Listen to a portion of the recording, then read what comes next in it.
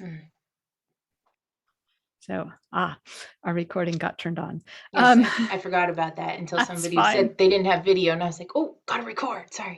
I No wish it problem. wasn't so disruptive. Speaking of this, Zoom, why does everybody in the whole room have to know that I'm recording? Why do you have to Yes. see, I'm so John? glad you said that. It's so I frustrating. actually think it's law. Everybody has to know that we're recording. Okay. So Okay. got that, okay. but oh well, anyway. But it doesn't have to go right in the middle of the screen, blocking everything. Well, we True. could also opt in for like certain kinds of Zoom calls in advance. And then it could be registered with our account or, blah, blah, blah. Anyway. This is yeah. a practical But here way, we are, right? jumping to solutions. Exactly. Instead right? of And just understanding. we haven't listened to people a lot of different ways. Yeah. So I think what you're bringing up, and I would love to hear if anybody else has anything to add to this, but when you're talking about this really narrow aperture, I feel like we're really focused on motivation. And then as you grow or as you expand, we start to look at self-management of our users and then self-awareness of our users, which to me is really just like layering on or kind of widening out of emotional intelligence. So if we're just looking at like what motivates somebody to use a meal kit, for example, which I think is a great example, like what motivates somebody to sign up, we're really just looking at engagement, which is fine. It's Right. great. Which is a tiny, tiny slice. Exactly. Yeah. It's a tiny slice of the whole thing. And if you're talking about a person that you have a relationship with rather than a user that engages, you have a person that you have a relationship with, you have to understand their self-management. You have to understand what emotions they use. I would actually break that. Yeah. I don't Okay. care if you have a relationship with this person. You need to know it either way. Let's not. Yeah, let's not. Let's actually go away from that relationship and instead address them as a person with a purpose. Yeah. Okay. I like that. So, yeah, if we're only disintermediating everything through this connection to us, that's broken. That's narrow. I mean, yes, you need that for your evaluative studies. Yes, you need that for your generative studies. But for problem-based research, for understanding people and to see where we have started like ignoring people and sort of not acknowledging different thinking styles, we have to break that connection. So instead of a user or instead of a person who has a relationship, get rid of the relationship. In fact, for all my studies, I do not let my clients include or invite only customers. Right? That's ridiculous. Right. You're only looking at half of the picture. Right. So you only get up to half of the people that I'm inviting to the study as customers because I don't care. I don't care if they have a relationship to your org. They have a purpose. So what we have to do is instead, and this is the big difference between problem space and either evaluative or generative research, which both happen in the solution space because it's around the solution. In problem space, the big difference is that we frame differently. We frame the research by a person's purpose. And so because it's qualitative data, we want patterns to come out of it. And if we want patterns to come out of it, we have to choose like what level of granularity we're going to look at. So with respect to the meal kit example, like there's all sorts of levels. Like maybe it isn't because you need to get dinner on the table faster. Maybe it's because you are, I don't know, suddenly you have more people in your household to feed, or suddenly you're having other people in the household help you cook. And this is like some sort of way to help facilitate that, or maybe has something to do with only wanting to purchase locally sourced foods. And there's a way to do that through a meal kit, or there's a way to do that through a farmer's market, or there's a way to do that through, other ways. So the idea is to understand not just your solution, but that there's many, many, many solutions. In fact, that person, let's go back to the idea of like getting dinner on the table faster. That person, yes, might use takeout. Yes, might use frozen pizza. Yes, might just make the same meal over and over again. Yes, might think back to how their grandmother solved for a similar situation. Mm-hmm. Right? Yes, Mm-hmm. might get together with friends and family once a week to make one big giant meal with lots of leftovers. There are lots of ways to solve for that. And there are, if you're only going to look at meal kits end of it, which is a teeny tiny slice of all those things, even there are other meal kits that somebody could choose from. Yeah. Meal kits might not be the right example or a solution. And this is where it can't be a solution for some people. It'll send them into credit card debt. Yeah. Right? How do you solve for that? Are you even thinking about it? Right. This needs to be something that's on your product roadmap, whatever you want to call it. So problem-based research is all about understanding and starting to sketch out like all these different little lights that you can shine on the problem. All these different ways of looking at somebody's purpose and going like, well, this is important to us now, combined with this. Let's shine these two lights on it. And we can sort of see a little bit more in that direction. And we can sort of like, if we do this other study and shine lights over here, we can sort of see in that direction. And we can like go that way for a little bit and go that way and then make decisions and changes about how we're going to run our business. Yeah. Right. Yeah. So it's taking that fog away. Yeah. And I feel like that takes time. And that's why people are so hesitant, I think, to do work in this space, because what you started out with saying was that people are driving, 90 miles per hour. And of course, you're asking, why are you driving 90s per hour? And the truth of the matter is because we have been, and please, if there are other you researchers and designers who haven't had this experience, like change me today, please.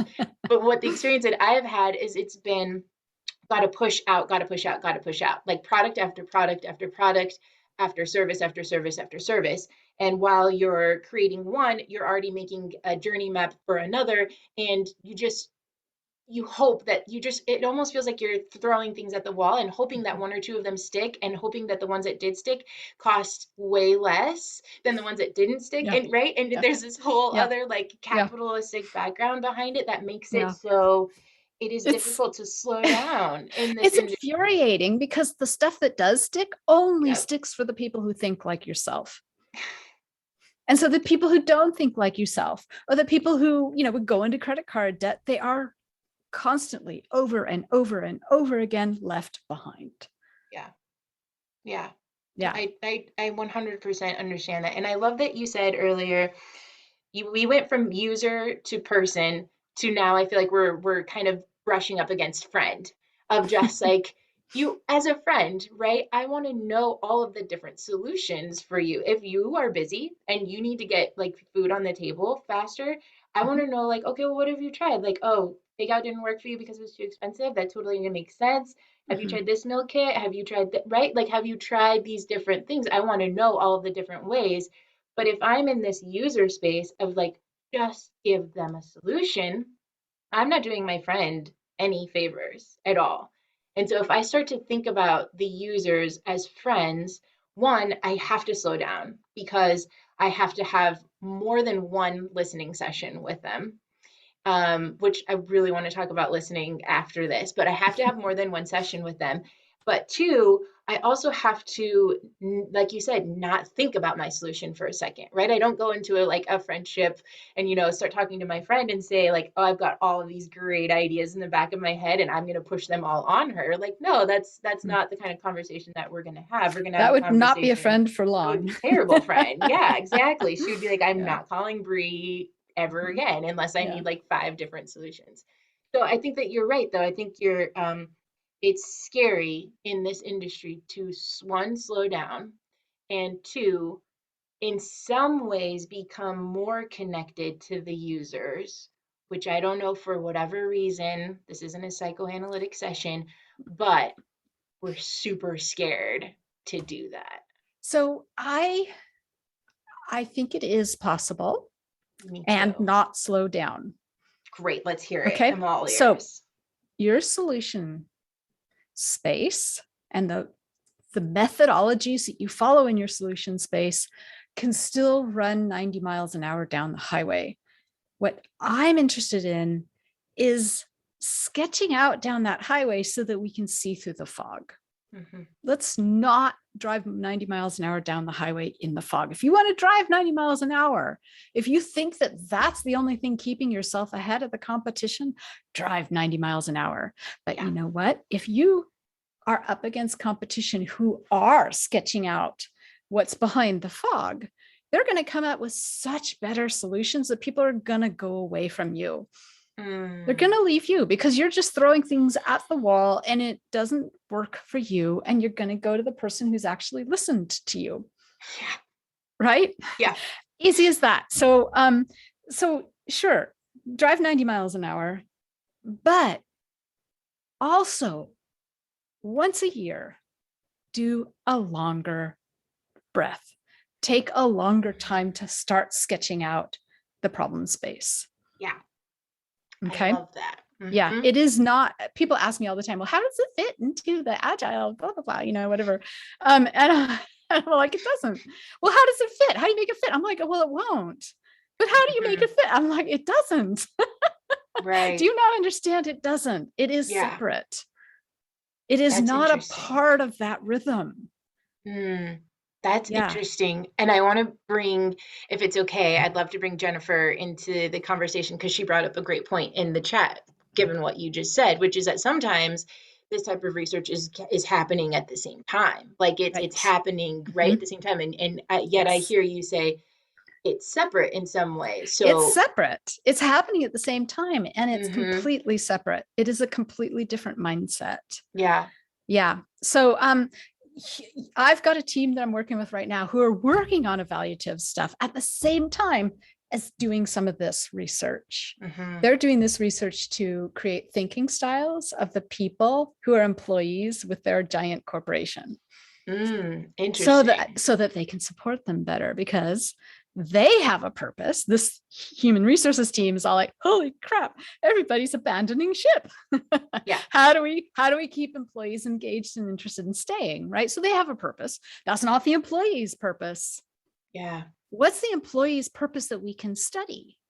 And in this particular case, what we decided to study was, well, a heck of a lot of changes and challenges have happened in the last 2 years. How did you handle that challenge? Each person's challenge was slightly different, but there were patterns in the way that people addressed the challenge. Like some people are all like, okay, I'm not going to rock the boat. I'm just going to work harder, put my head down. Other people are all like, I'm out of here. Bye-bye. Yeah. Right? All sorts of different. So we came up with, I think, 4 different thinking styles from the data. From the listening sessions where we actually sit down and listen to people. And now we're about to create I call them discrimination lenses, which go on top of the thinking styles. So we can start to understand how people handle the discrimination that they face during these challenges. Interesting. Yeah. I love that. So listening. Yeah, this is listening. Yeah. This is going on at the same time as their other projects. Yeah. But it's a different hat that you put on. And it's the hat where you're like, I'm not thinking about people as having a relationship to our organization. Like they're not employees of our organization. They're a person that I respect. Yep. Yeah. I want to say something about listening, and I'll give a real life example of what happened to me. So I work at a nonprofit, and of course, when you first start, as I started as a researcher, and I was like, I have all these awesome ideas, and I just can't wait to get them out. And then we started, thankfully, we had a moment to just like, Bre, I heard that you know what a brainstorming session is. I was like, I do. I can do that. I can do that. So internally, we have this brainstorming sessions of all these things that might be really helpful for this community. And I come out with this list of maybe like 3 or 4 things. One of them is a program, and another one is like kind of a different framework of thinking about things. And then I forgot what the third one was. But I ended up bringing them to what we call a community advisory council meeting. And it's made up of a bunch of different people from that particular district. And so it was a good, a pretty good space, right? And everyone I brought up, nope, no, no, and no. And I was like, wow, either I like need to be fired or something happened. And what happened was that I was basing all of my ideas off of the internal conversations within our organization that we thought were the problem space. We had great intention, don't get me wrong, fantastic intention. However, when we brought that out to the community, they were like, this is burdensome. We actually don't have the bandwidth to pull this off. And so we're afraid that it's going to be yet another promise that's not kept and all of this other stuff. And this particular community, and I'm looking at John because John and I serve the same community, the last thing they need is another broken promise, is another program that closes its doors within 3 months or something else that requires a lot of caregiver or parent input, a lot of like work, right, from the community. Like that is the last thing that they need. And so it wasn't until I said, let's have a listening session where my psychologist hat came on because I was trained as a psychologist where I was just like, I'm going to ask one question.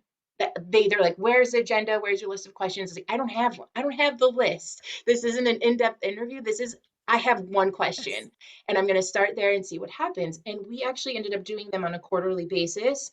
And we ended up going back to the drawing board and we came out with this great ecosystem work. But what we came out with it was like, we understand the problem space and this is not a solution. We just want to make sure that we're getting it right. Did we get it right? And they were like, yeah, you got it right. And I was like, great, I have nothing else to offer you at this moment because I need to go back and figure out what I do with this problem space. But what was important was that they didn't get a solution that either required them to do a lot of work, required us to like have a lot of things going on. What it did was it gave them an opportunity to be heard. And that I think for them in this space that I occupy was the first time that somebody from our organization had said exactly like just given that space, like what do you need? What's happening in your community? What do you need? Yeah. And then hearing the raw things of, we really desperately need some sort of fresh produce. It's a food desert. We can't, like, we get these gift cards and they're to Target, and Target is so far from us. We just have to take like 3 different bus lines, and it's not helpful. So, Right. can we just get a Visa gift card if you guys are going to do something like that? Or can we deliver food with actual fresh produce instead of, so all of that stuff that I had no clue about because I didn't listen. And Yeah. because I thought that the problem space existed within my organization, which I know you have thoughts about. So I want to hear those. I love that you started with one question. I call that the germinal question. Yes. It's like a seed. You put that seed, that question in front of somebody and tell them that they can talk about anything that went through their mind with regard to that seed, and all these topics come up. Yep. Okay. That's the entire listening session. That's it in a nutshell. It's a germinal seed to let the other person lead and you follow. Yeah.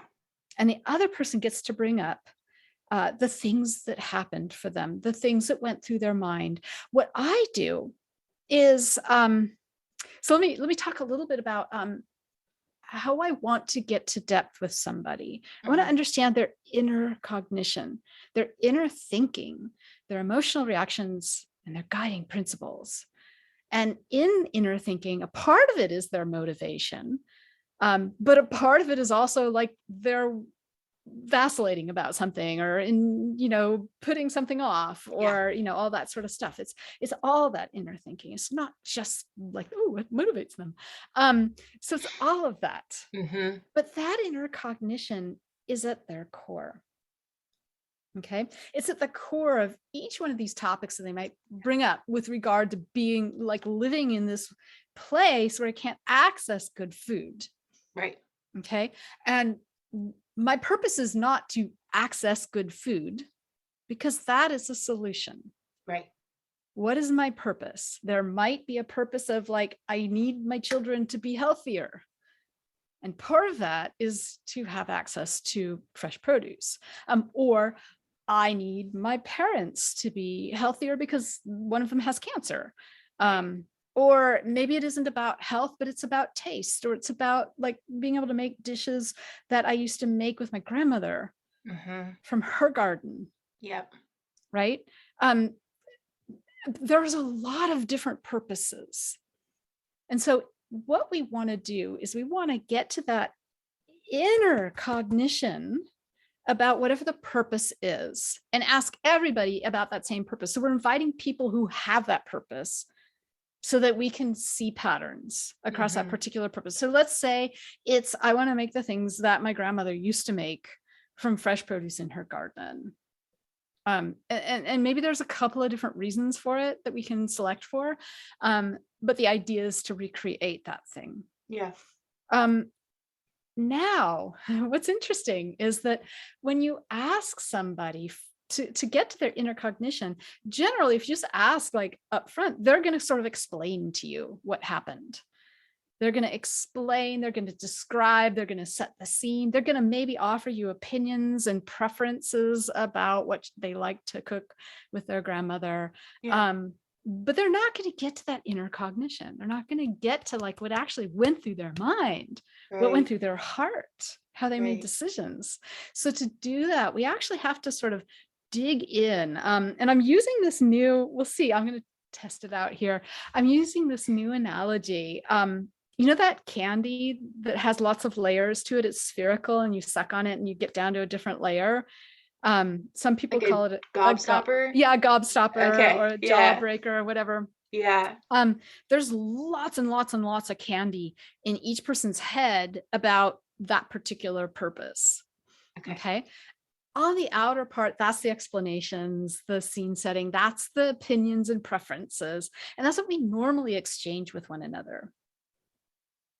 Okay. If you go down a little bit more, we can get actually, I think the next layer down is a little bit more like those preferences and opinions. And oftentimes our organizations are like, ooh, wow, we know what people's preferences are. We're going to run with that. Yes. And we don't know why they're their preferences though. Right.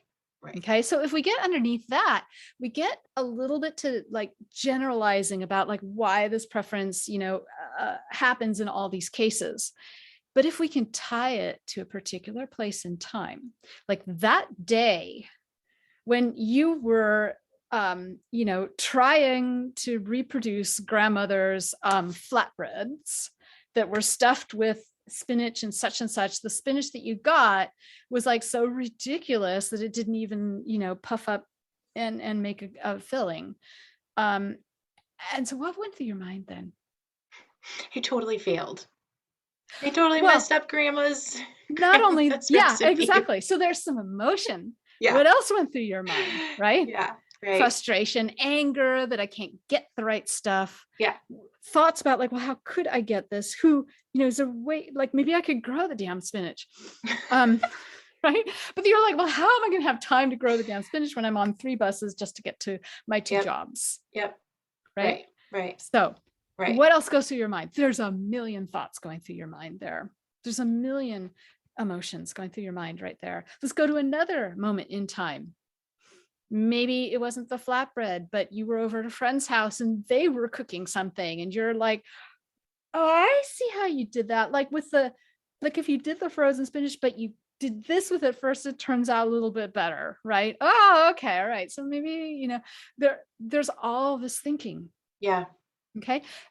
All of that thinking is what I'm after. And if we talk to one person who's talking about flatbreads and spinach and another person who's talking about some sort of plantain dish, another person who's talking about some mashed sweet potatoes, or whatever, and maybe one person's talking about a bunch of different things that they're trying to cook, we're going to start seeing patterns of thinking.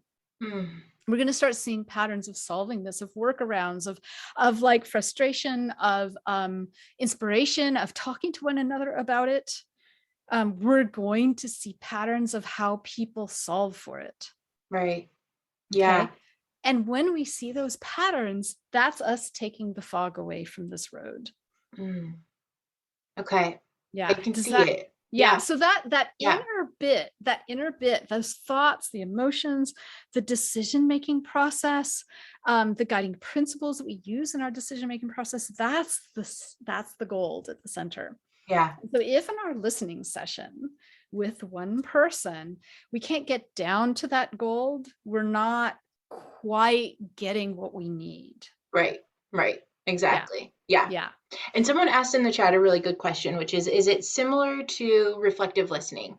And It's I want to hear your answer, and then I'm going to give my answer based off of a psychologist. So right, yes, yes. right.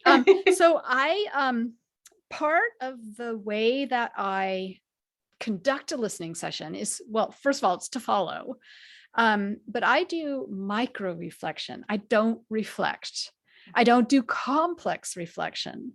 I do micro reflection because I want them to be in the lead and I want them to always feel like they are the expert and I am here to learn from them. I am not the authority. I don't have a white lab coat, right? Mm-hmm. I don't want that relationship with them of like, you're the subject and I'm the researcher.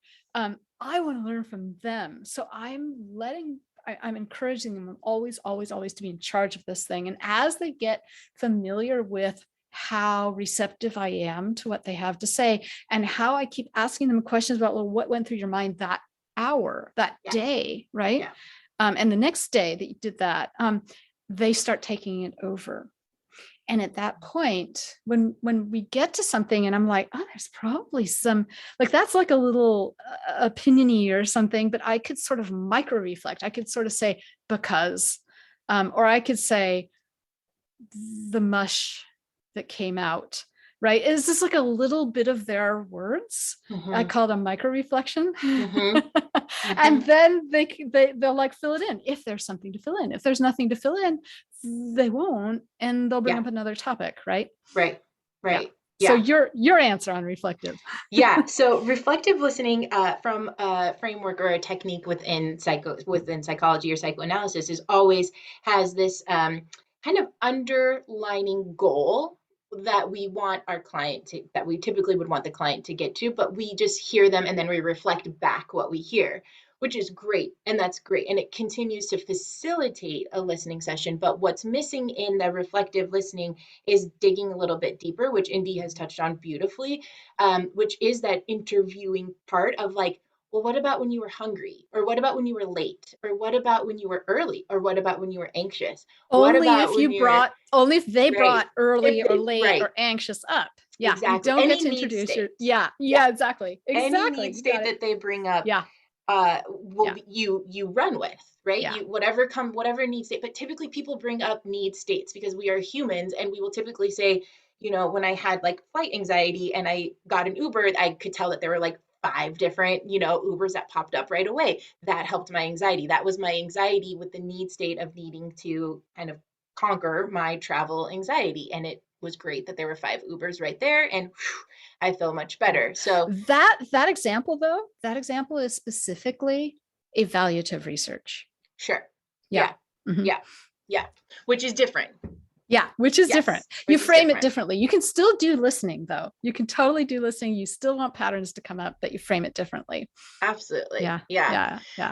So yeah, Cooper, you have your hand out. Go for it. Yeah. I just want to make sure, because what Indi said, that we, unless they raise that point, you don't go there, right? That is for sure. You, in reflective listening, yes, I understand that she's talking about micro reflections, but only to the point what they have said, the words they have chosen. No, well, kind of. Let me clarify, because if you sat with somebody and all they did was say your words back to you, you'd be like, I want this to be over. Right? Okay. Can you, we're done here. But if they actually sounded interested in what you had to say and were sort of wandering around in it and helping you go to depth and listening to you and not like offering opinions or snide remarks or judgments, showing that they're hearing you, showing that they support you, that's when you start feeling comfortable. So the idea is that topics that come up are only topics that person brings. So if you've ever played that game of Scrabble, where you get little tiles with the letters on them, or there's a number of games that use tiles with letters on them, and you get a handful of those, and you can only play with those letters that you have. Each of those tiles represents a topic. Now, I tend to try to only use their vocabulary, but it is okay to like reference a topic, not quite using exactly the same words that they did, because you can't remember exactly the same words that they used. That's okay. It's the topic that we're interested in.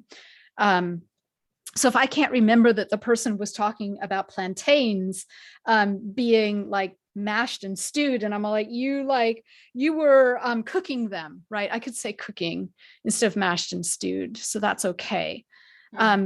But always, I never bring up a new topic. I let them go until they're done. When they're done, maybe the whole thing is done. Or maybe there's something that I remember that I thought we could get to a little bit more depth on. And I'm like, well, earlier you said something about the, mashing of the plantains and how, so something that they brought up about it. And I don't even have to ask a question. I just have to say, earlier you said about mashing the plantains, and they'll probably jump in and start explaining a little bit more about their inner thinking on it. So you can take them back to that day where they were trying to do that dish and understand what went through their mind. I hope that helps. It is. That really helps, because it was much important to clarify. It was not more of a words, it was more of a topic that you're checking. Yes. Yeah, exactly. Yeah. I mean, I do tend to adopt the vocabulary of the person. But I don't, it's not hard and fast, because you want to be a person. You want to be there for them, and you want them to feel as if you are truly listening, and that you're alive and curious and aflame with respect and curiosity for them. And if you're only saying their words back, that falls flat. Yeah. Yeah. This is why I was so excited to have this conversation, because Indi and I, while we come at this we're coming at the same thing. We have very different ways of coming about it, which we end up meeting at the same spot anyways. Yeah, I think your listening is exactly the same as my listening. Probably. I hope not. I hope we have different styles listening, but I get what you're saying. Absolutely. Yeah. One of the examples that I have, and I just want to see if this resonates with anybody, but I used to work for Google, and I was doing a benchmarking study where we were comparing the tablets of Apple, Google, and I think Windows or something. And we were looking at the keyboard of these particular tablets. And it was largely, we knew we were going in with this like, Apple's probably going to win, right? Like Apple's just killing it in the tablet game. Like there's probably not a whole lot we can do, but let's just find out what it is, right? And so within all of these interviews were questions about the key shape, how far the keys were apart from each other, what haptics were happening, right? And the shape of the actual keyboard. That was all great information. And it was all unanimous. Like Apple was better because of the round keys, because there was gray in between them, because the key shape was familiar, all of these things. But what wasn't captured within this listening session, because they didn't care so much about the listening session, but I did, was that every single person that came through was like, on the Google tablet, was like, I feel so stupid. I'm usually a much better typer than this. This is so embarrassing. I'm so sorry. I can't believe I'm like typing so slowly. And I was sitting here as a researcher, like, this is a problem. Like, does anybody else around here see this as a problem? The problem is that this actual product is making somebody feel stupid. Does that resonate with anybody, any stakeholder? No, it didn't, because I could come to them and say, Apple is doing better because the key shape, the key size, and where the keyboard is located. Those were 3 fixes that our designers could easily go back to and say, we need to round out the edges, we need to make them 3 inches, whatever it is, right? Like they could easily go back, make those specs, boom, push out another product. They still, though, missed the fact that there was something about the Google tablet that was making people feel stupid. And I didn't get a chance to go deeper because right? Like, 1, I didn't have the motivation to do it because I knew that stakeholders weren't caring about that. But 2, it was so short. Like these were like 15, 20-minute appointments and I had to get like 40 to 50 people in a day, right? Like it was just absurd. It was absurd. That's a great example of an evaluative situation. We could use listening. You can still use listening. Yes. But you're still sort of tied down by your one of the things that I do with problem-based research is I never do more than 1 listening session a day. See? Right? Because if you do more than one, you're going to confuse people together. One of the other things is that I keep my mind like from doing its own cognition in the session. Yes. So I don't write notes. No notes. No notes. No notes. I record the thing, right? Okay. But I mean, if you've probably been to a place, like probably a party or a wedding or something, where you're forced to like have conversation with a stranger for a while. Do you write notes? Right. It would be really funny. Yeah, right. You remember the things that they brought up. And so right. the only cognition that you're doing during a listening session is like, have we gotten to the center of that gobstopper candy? Yeah. Are we at depth? Have we gotten to that inner cognition? Or, have they brought up a topic that, maybe we don't care so much about, and we don't have to get into the inner depth on that. We just let it go, right? Are we there? Are we not? I just want to see where the places are that they're talking about, the topics that they brought up where we did depth, we got depth. Okay, I want to pop back. Earlier you said about that plantain, we didn't get to depth there. That's one thing that you're doing. Yeah. The other thing that you're doing is, have I made a safe place for this to talk? This person needs to feel respected. And I am going to try my utmost to show them that I respect them and that I support whatever they say. But I'm going to fail. Yeah. And I'm going to lose that, that feeling of trust that they have for me over, and I'll have to make it up again. So those are really the only two things that you're doing in that listening session. And at the end, you're like, well, if we've lost the trust enough and they're feeling really uncomfortable, I need to let them go. Mm-hmm. Or have we sort of gone to depth on all these topics that they brought up? And then you ask that last quintessential question, well, was there anything that you expected to talk about today? Mm-hmm. And then it goes a little farther, and then you're done, and you've never looked at the clock. Right. Yep. Yeah. So the study I did with the entrepreneurs, like at the end, I look at the clock and I'm like, holy cow, like 2 hours, 3 hours go by. Yeah. I've like these people have a captive audience. Yeah. Right. And how often do you get that? Somebody's actually listening. Yeah, I feel like that is something, and Jennifer brought this up, and I think CT also brought it up in the chat, which is like, how do we actually, or more importantly, how do we come in, remove all of our biases, go in and say, I actually don't know what you're thinking. I actually don't know what you're thinking. I really don't know, because it's so hard to do. And I will be the first one to admit, I will oftentimes go in with a few, maybe like 2 or 3 things that I'm like, I think this is what this is about. And I think I have a solution, and I already come into meetings, or I already come into a conversation, right? Unless I actually sit and say, no, this isn't the space to do that, which is fine. But if I don't, it's really hard. John, you have your yeah. Hi, yeah. I'm speaking as a software developer, and I have a lot of comments about much of the things that Indi has discussed. But for now, I'll keep it to this to a short comment. When I go into a listening session with a user, and I'm going to use the term user, of course, they are also a person and a human being, but I am speaking with them in the context of developing a solution for them as a user of my solution. So when I go into a listening session, I don't talk about solutions. I don't talk about software, except maybe if they want to tell me about their pain points with the existing software that they're using. But I try to focus more on what are you trying to accomplish.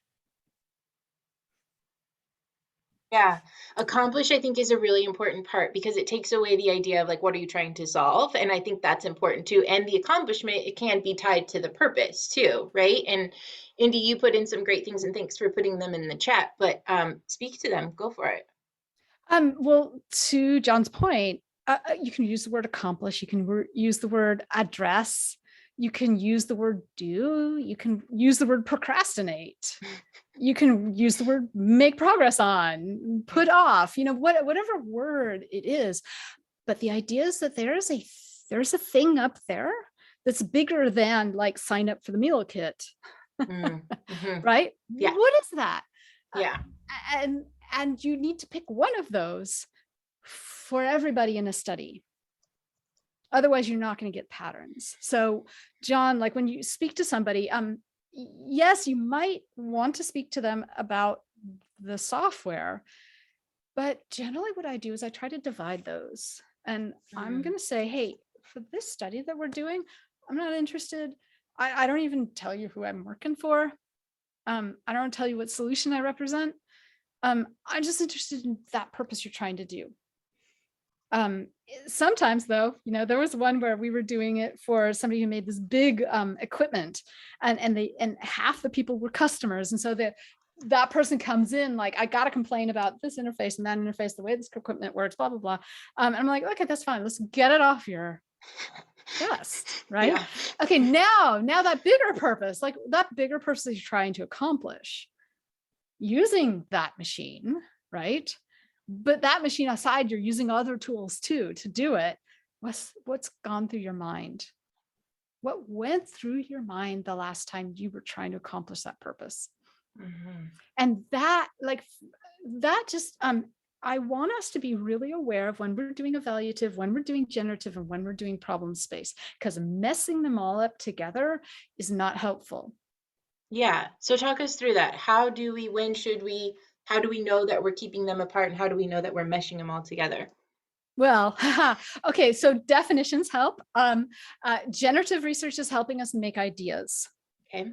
Right? So it feels very similar to like, oh, we're exploring down the road. Okay. That foggy road, right? I'm trying to get rid of the fog. I'm not trying to lay the pavement. Okay. Right? Generative helps figure out, well, what kind of pavement will work here? What kind of signage or stripes in the road do we need to do? Like, I'm going to come up with some new ideas out of this generative research. Evaluative research is like, well, we have this road already. How are people using it? Yeah. So in meal kit terms, evaluative would be like, well, are people able to understand the instructions? Are they able to, identify the ingredients that we're talking about? But generative would be, well, if they had an allergy to onions, how did they deal with what we gave them? Or if they didn't have a frying pan, how did they do what we asked them to do? Yeah. Right? How did they solve it so that we can generate more ideas for our solution? It's all about our solution. Problem-based research would be how did you get dinner on the table faster? Or how did you get more nutrition? Or that other purpose of like, how did you make sure that you were only cooking with ingredients that were sourced within 100 miles or whatever the purpose was, right? Yeah. But the key bit with problem-based research is that we frame by the purpose, not the solution. And the purpose is how we're taking away our preconceptions when we sit down with this person. We're like, hey, you have this purpose. You did it. I've made sure that before we invited you to participate, that you've done this purpose a lot and done a lot of thinking about it. Yeah. If you haven't done a lot of thinking about it, it's going to be a waste of our time, your time, my time. Yeah. Okay. So we're not observing you using our thing or any tool. We're asking what went through your mind. If we actually had like a telepathy server with a recording, okay, John maybe could work on this. Then we wouldn't have to have a listening session. Right. Right? Yeah. Because a listening session has those layers where we're used to explaining to each other and then maybe talking about our preferences and doing the sort of marketing thing where like, this is how my opinions affect the way that I see your brand or whatever. Okay. And people are used to responding that way to research. But if we had a telepathy server, it would just be what went through their head and their heart, right? Okay. Yeah. So I think this makes sense to me. I'm a visual person, and I'm seeing the pavement, and then I'm seeing like the signage, and I'm seeing the fog, and this makes sense to me. And I think also that there is probably a couple of people who are wondering, not just person in the chat, because it's a really great question, but how do you translate the pavement example to problem space research? Yeah. Where's the pavement in all of that? With the person who has a purpose, what are they using the pavement for? Okay, so the pavement's there. Okay, let's pretend the pavement is rather than our roadmap, let's pretend the pavement is our solution, or maybe let's say the pavement is our roadmap, but our solution is, let's see if I can make something up. Our solution is a mapping system so that you can get from point A to point B faster. So we've assumed that people want to get from point A to point B, and we've assumed that people want to get there faster. Right. And we've assumed that they can read a map. Yeah. Okay. Let's go talk to people who are just trying to go about their day. Let's say their purpose is to get to work and back. And let's talk to people. Half of them are going to have like 2 jobs or more, and half of them are only going to have 1 job, but that job is pretty far away. Okay, another study might be, let's talk to people whose job is to move around all over the place, like a delivery person. Okay, so there we've got 3 whole different sets of people to explore. All using the pavement for different various reasons. They're using the map, maybe. Okay. Maybe not. Okay. I don't care if they're using our map or not. I also don't care. I'm going to dump the idea that they're trying to go fast. Okay. Okay. My idea is to understand their purpose. I mean, my research is to understand their purpose, which is to get to work. Okay. And maybe get between jobs for those people who have multiple jobs. Okay. Some of them, and now this is where we're going to maybe narrow down who we invite to this study, but some of them are going to use public transit, and some of them are going to have their own cars. Yep. If you're using public transit, you need to know when it's coming and going, and you need to know when it's late, and you need to know where to pick it up and where to drop it off, right? Or get off of it, that kind of thing. And how to get then between those 2 pickup and drop off points and your destination or your source, the place you're coming from. Okay. Right? Okay. Yep. If you're driving a car, it's a whole different thing. Right. Okay. Okay. So maybe for purposes of our mapping software, we're like, you know what? Nobody's helping people navigate from their source to the public transit pickup place, or from the public transit pickup drop-off place to their destination. No one's doing that. They have to figure it out on their own.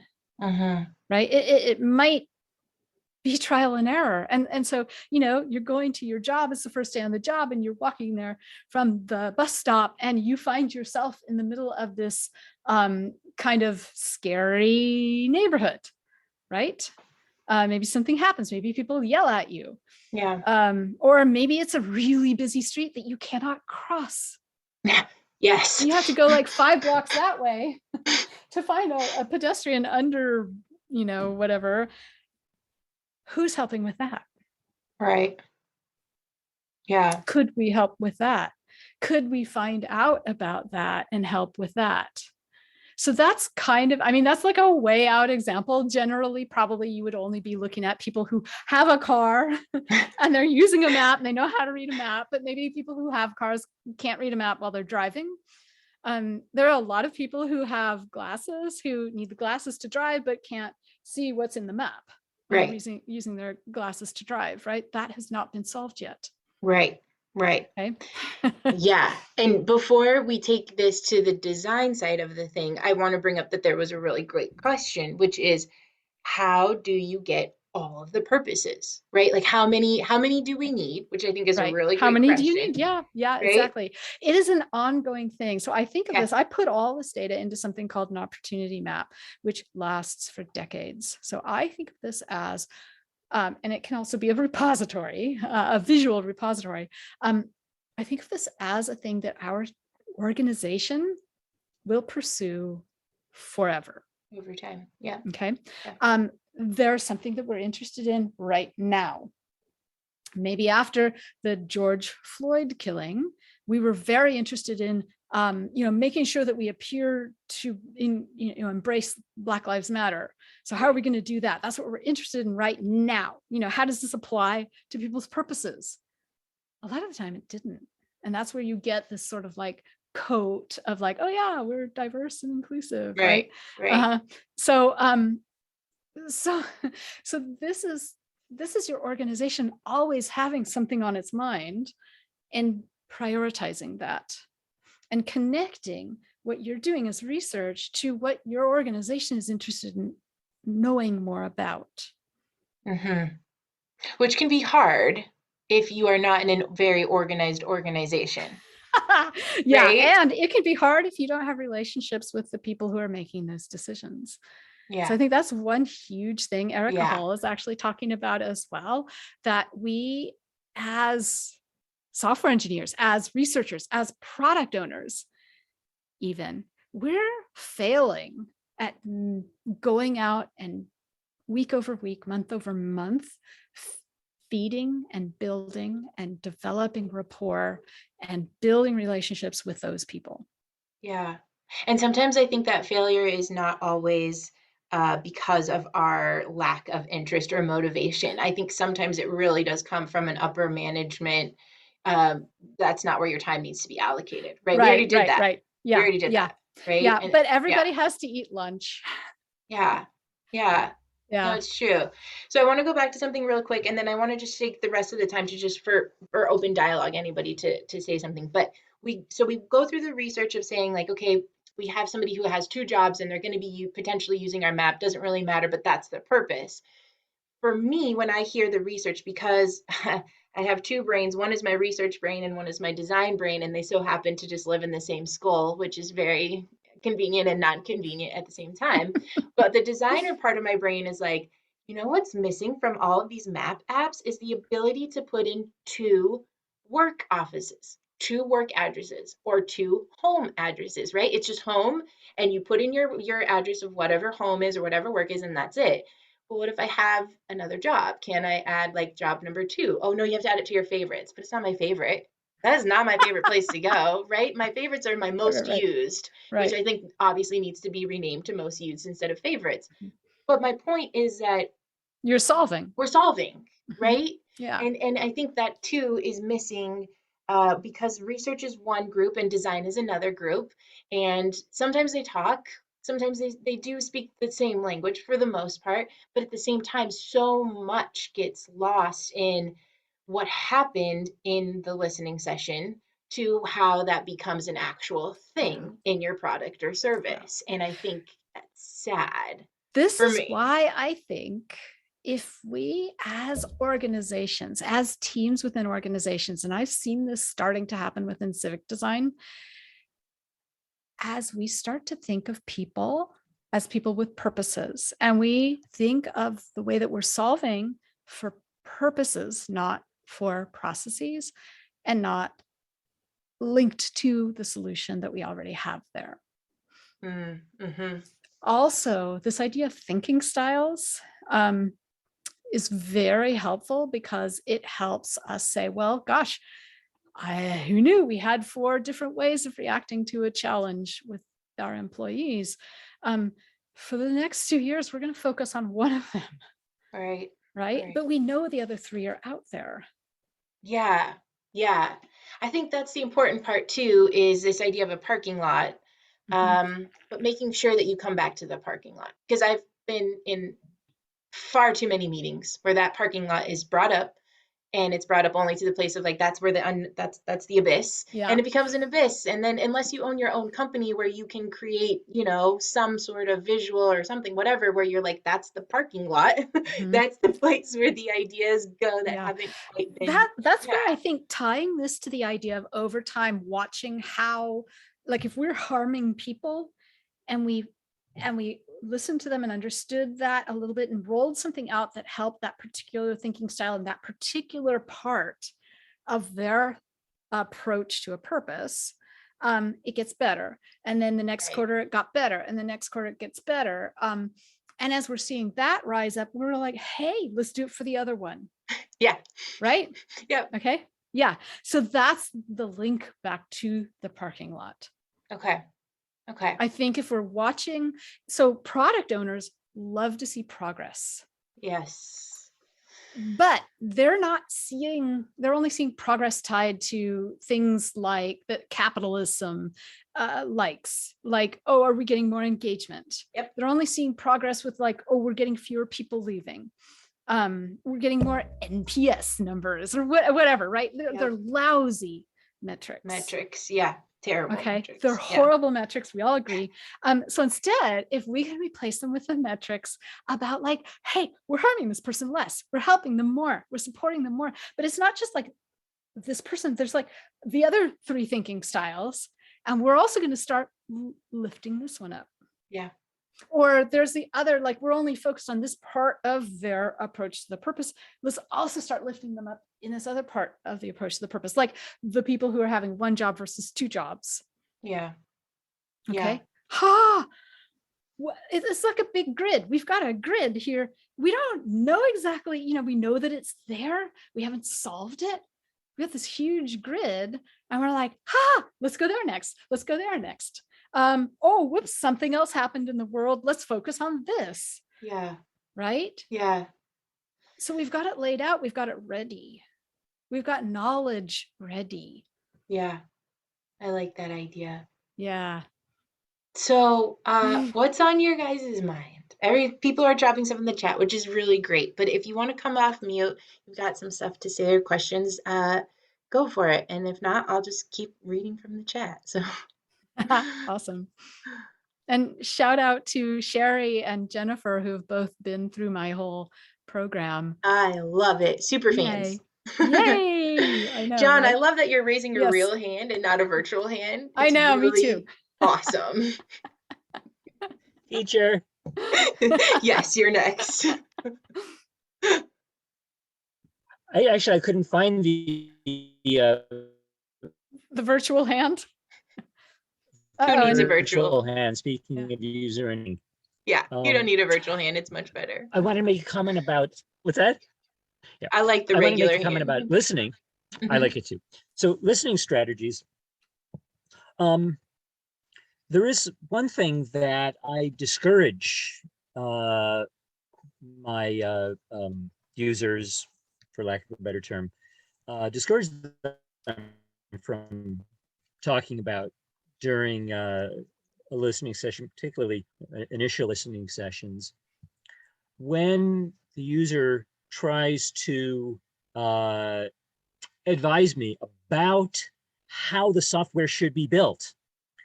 I stop them. I say, let's focus on your needs, your pain points, your issues. When a user makes suggestions about how they think a system should be built, that can be very informative, but only in terms of informing me about what their needs are, about what their issues are. So they are experts on that stuff, but they're not software developers, and they may make incorrect assumptions about the optimal way to actually build something that meets their needs. Yeah, or the way the engines are working underneath or what have you. Yeah. So again, that has this mushed together, evaluative, talking about the solution, using the word user. I think if the next time you go out and start listening to people, you say, what's your purpose, right? Not asking them, like, you want to actually set a purpose first, and you're going to choose a purpose, and go invite 5 or 10 people who have that purpose, who've done a lot of thinking about that purpose, and say, okay, last time you were doing this purpose, what went through your mind? Everything about what went through your mind with regard to this purpose. And I think that might clear some of that out. Yeah, sure. Somebody might talk about, like we did this with an airline 8 times in a row. We did 8 studies in serial, which was awesome. And yeah, they would talk about the solution, but I would get past that and say, well, what were what was going through your mind there when you were upset with the way that the flight attendant dealt with that thing? And they're like, oh, here's the solution I would have done. And I'm like, well, what was, where did that come from? What was the history of that?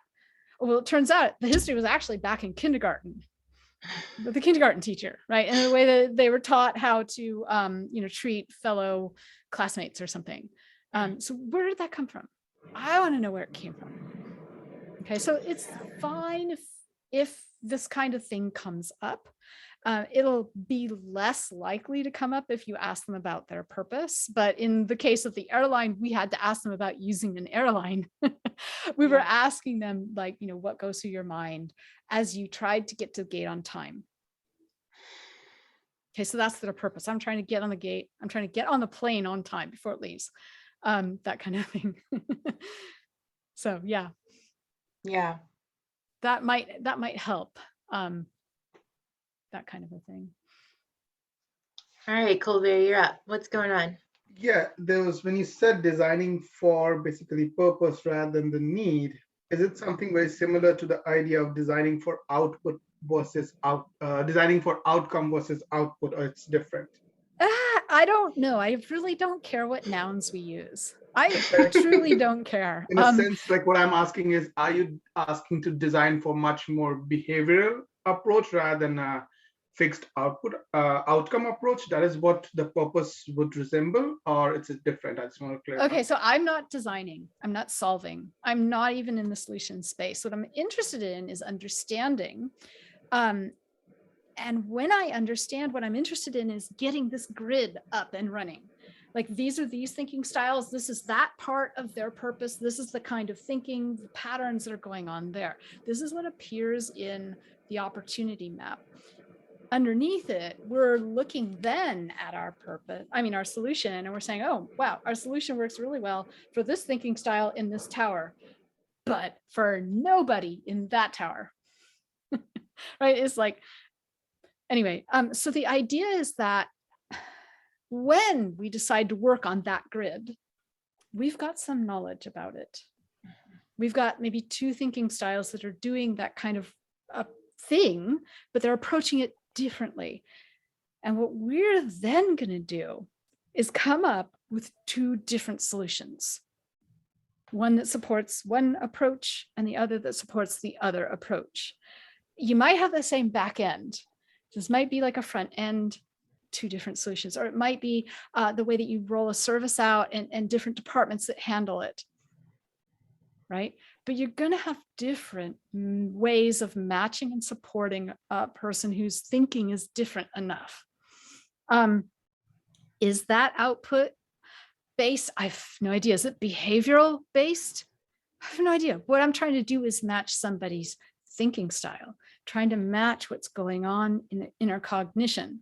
I'm trying to support, like get rid of the bad emotions, the frustration, support them so that they can accomplish their purpose or address their purpose if that purpose is something that takes decades. Mm-hmm.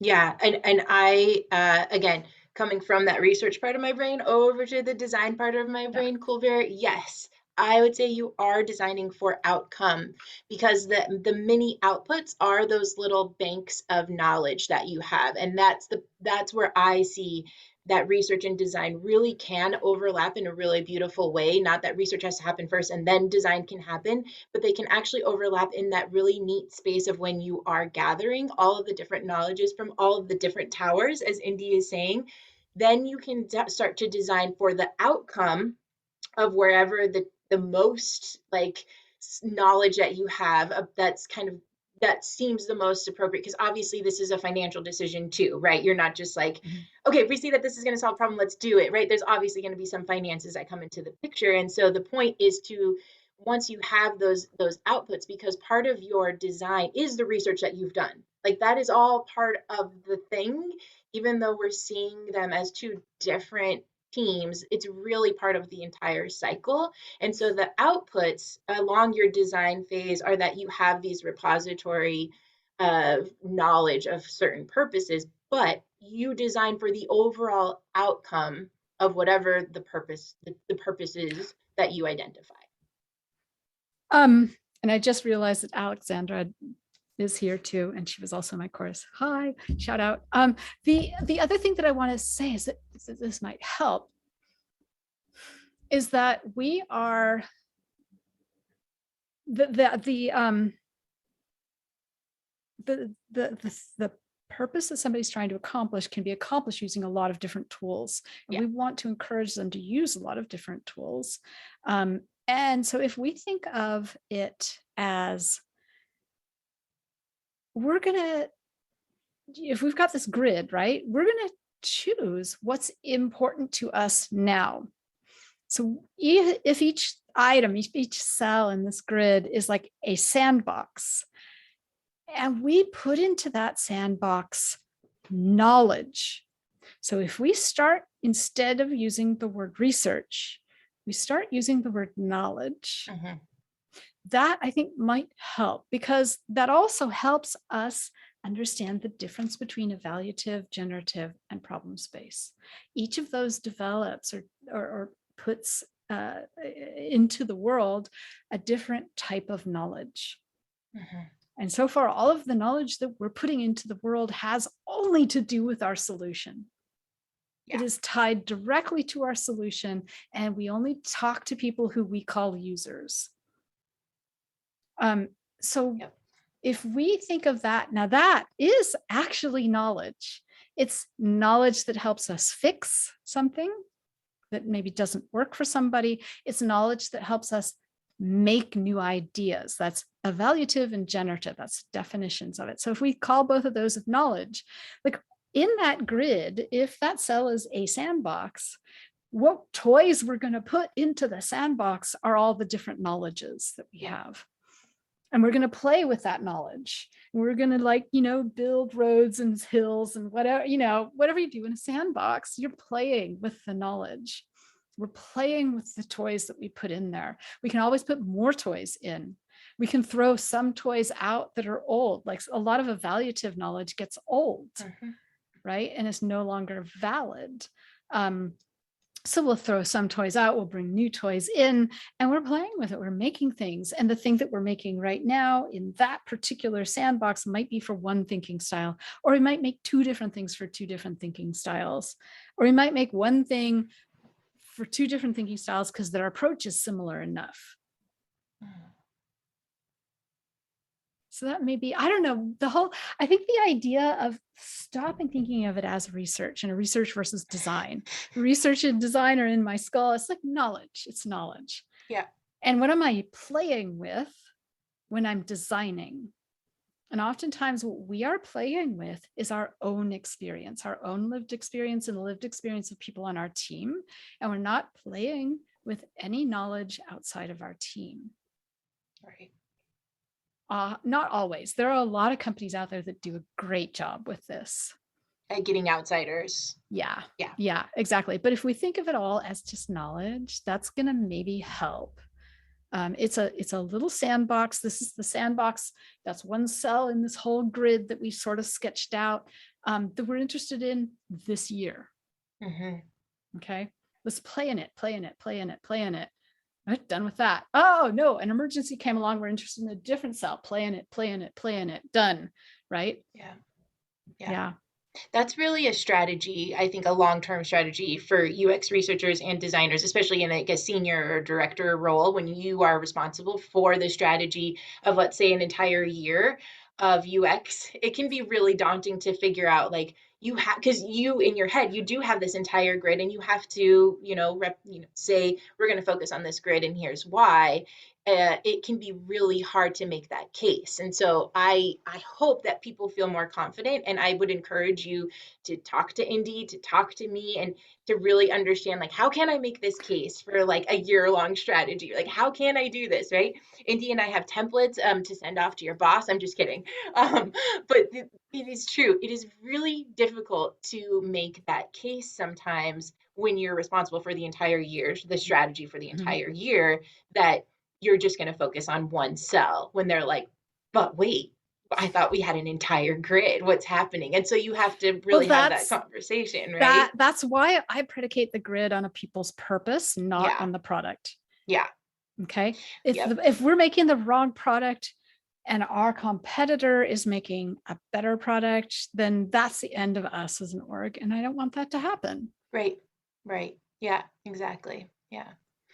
Hanan, you brought up a really, go ahead. Did you want to say something? I'm like, that really helped when you connected the dots between what Indi was saying, and because I am working as a service designer, so for me it was much more of a lens of a designer, and then it's like, okay, we are doing research, so it's like, okay, just how do you connect the dots, which is that helps a lot. Good. This is why I was so excited to have Indi, because I knew she just was a stellar person in the research, and then I knew I had this utmost confidence in myself about the design piece, that together we would just make this beautiful bridge. And so I'm very happy to hear that was your experience. Thank you. Cool. So I'm looking at the time, and we literally have 1 minute Some people are like, it's 3 a.m. So amazing. We have people from Berlin, and please in the chat, just put where you're coming from, because I always just love to see where people are coming from. I know some people from Indonesia had to hop off and things like that. So I'm just very so happy that you guys came in the middle of the night or middle of the morning, whatever it is for you. Hanan, if I'm saying your name incorrectly, please come off mute and check me. But you had a really good question, and then we will wrap this up. The 5 whys. Indi, what is your 2-second thumbs up, thumbs down of have you ever been around a toddler that keeps asking why? No, never. I have 2 sons and they never ask why. It's so weird. Wow, that is so weird. It's the right spirit, but you don't want to annoy the hell out of people. Okay. You're not after why. What you're after is that inner cognition, that center part for that particular topic that's represented by this jawbreaker, this gobstopper. You're after that inner part. You may already have it. They may have already given it to you. You don't ask further. Okay, you're after the inner thinking, emotional reactions, and guiding principles. And I have definitions for all of those 3. And the inner thinking includes, things that we normally talk about as motivations or needs or, whatever, that kind of a thing. Yep. It's that inner voice. Okay. Yeah. All right. I like it. I'm not a fan of the 5 whys, because I've had 25 whys in one session and it's not fun to answer them. And so I just don't ask them. But I've never actually seen the method done correctly to the point where it feels like somebody was actually listening, because at some point you have to ask something other than why, like how or what happened, right? So I don't know, my favorite question sometimes is because. She's defying all of it. I don't like, why are we having these rules without knowing what we're doing? Yep. Yeah. So I would rather know what we're trying to do and be human and respectful of another human and not annoy them and make sure that this is a safe space. Yep. Right? Yes. So I think that, counting how many whys you, that the spirit is great. The spirit of it is, you want to get down to the center of the gobstopper. Yeah. Okay. But they may have already told you it. Yes. And you have to be able to recognize it. So the very first part of my course on listening deeply and the book that I'm in the middle of writing is all about recognizing where you are. I love that. Yeah. This is going to be so good. I can't wait to read your book. And it certainly inspired me to finally get past my table of contents of my book. So I'm very excited about that. Thank you. But yes, I hope to read your book in January. And then I hope to have another conversation in April where I said, I finally did it. The book is done. I know. We're done. Right. So I thank you all so much. And yes, this recording will be on YouTube. I will send it out in the email that you all will get on Fridays, unless you've unsubscribed, which is totally fine. No hard feelings at all.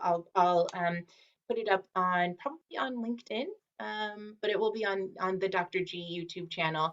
And then I can, of course, always send it to Indi if she has her channels that she might want to put snippets up. Yeah, but I do have a Slack workspace that if anybody wants access to it, contact Dr. G and she'll maybe send your email over. Yeah, absolutely. You guys all know where to find me. If you don't, I'm around. I'm on LinkedIn. Dr. G, you can find me. Indi's also on LinkedIn. And I am so grateful for all of you. And thank you for coming from all parts of the world. It was awesome. So thank you, Indi. I appreciate you. And as I always say, stand in your experience. I will see hopefully a lot of you next month. Yay. Thank you all. Have a wonderful evening. Thank you for all the good questions.